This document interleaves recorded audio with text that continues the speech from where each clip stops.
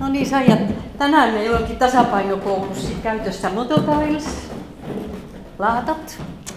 No sepäs onkin hyvä juttu. Siitähän onkin sit itse asiassa siitä harjoittelusta hyvä jatkaa vaikka ulos tai muihin arkielämäharjoitteisiin, eli siihen toiminnallisuuteen. Totta. Ja saadaan todella tätä teknologiaa käyttöön.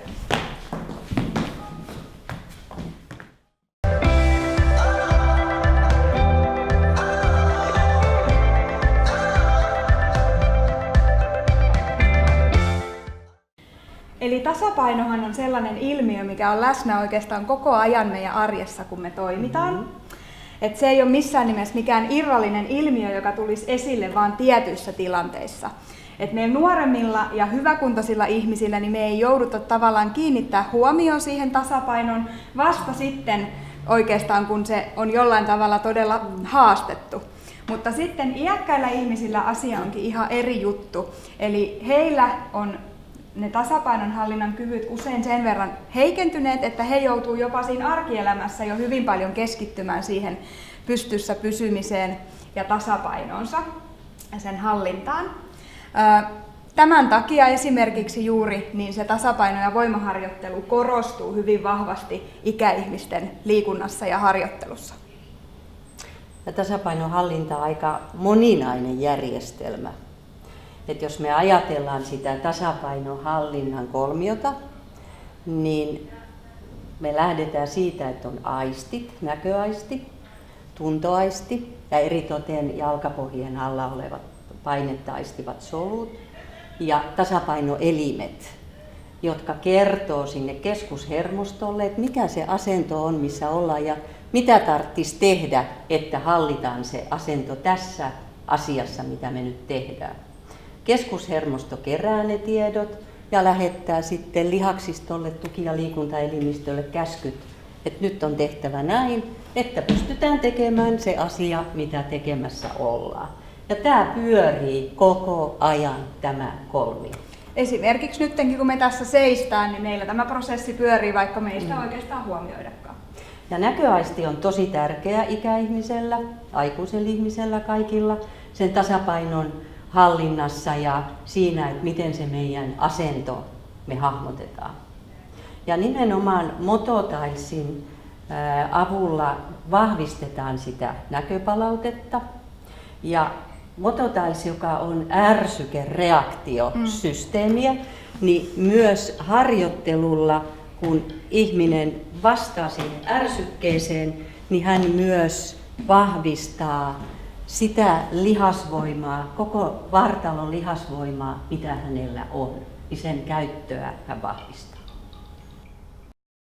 Arkielämämme ja elinympäristömme vaativat jatkuvasti useaan toimintoon keskittymistä ja monen toiminnon suorittamista samanaikaisesti, jolloin tasapainon hallinnan haasteet lisääntyvät, eli iäkäs ei voi keskittyä pelkästään pystyssä pysymiseen. Tästä hyvänä esimerkkinä voi olla kävely ja samanaikaisesti vaikka vetoketjun avaaminen ja samanaikaisesti vielä ympäristön havainnointi. Tässä voi ilmetä usein tasapainon haasteita. Iäkkäillä voi olla vaikeuksia hallita pään nopeiden liikkeiden aikana asentoaan kokonaisvaltaisesti.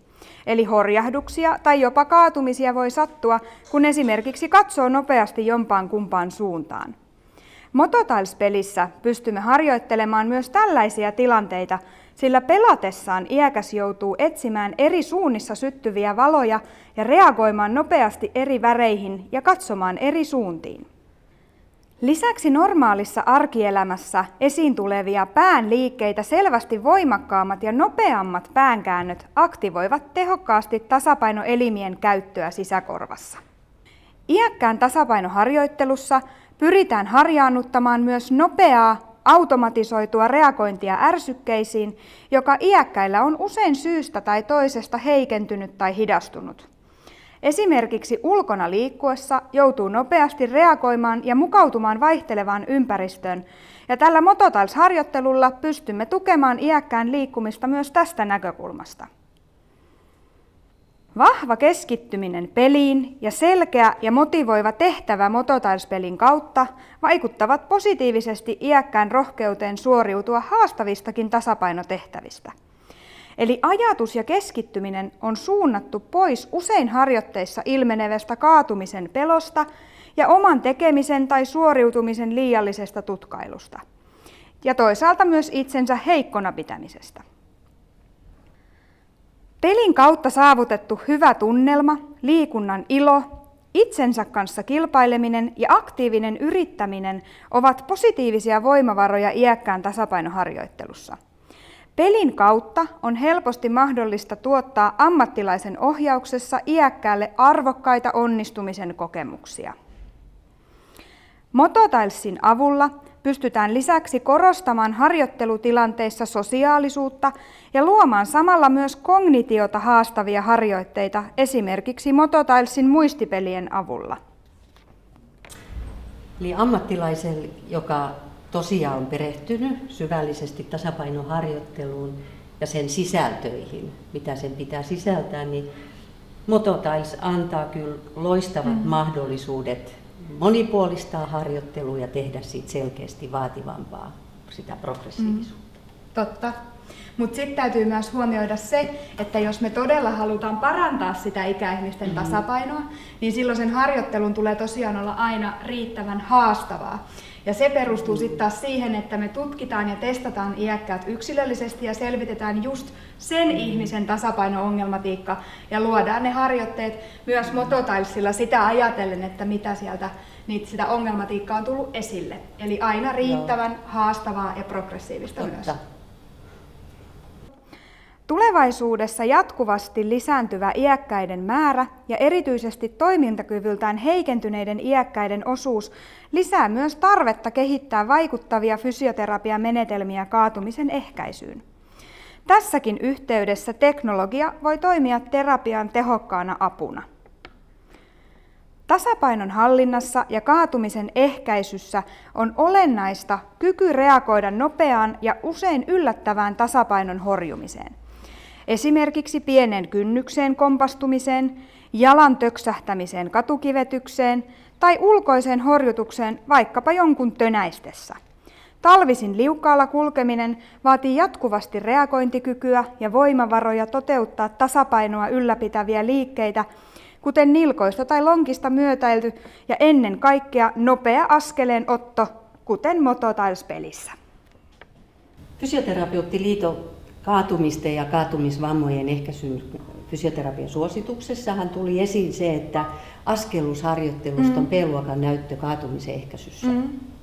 Ja voidaanhan me tehdä askellusharjoitusta niin, että vapaasti, eli sä päätät noin, just.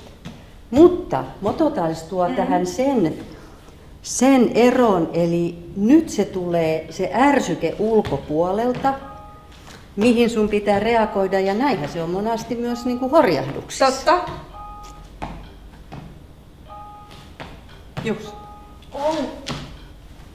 Mototiles-pelit tarjoavat myös mahdollisuuden tehdä monen tasoista kaatumisen ehkäisytyötä. Voimme käyttää sitä aktiivisten ja hyväkuntoisten harjoittelussa hyvinkin ennaltaehkäisevästi. Toisaalta sitä voi hyödyntää ikäihmisillä, joilla on jo havaittavissa liikkumiskyvyn ongelmia, mutta ei välttämättä vielä kaatumisia. Ja kolmanneksi harjoitteista hyötyvät myös jo kaatuneet tai selvästi kaatumisvaarassa olevat monisairaat, hauraat iäkkäät.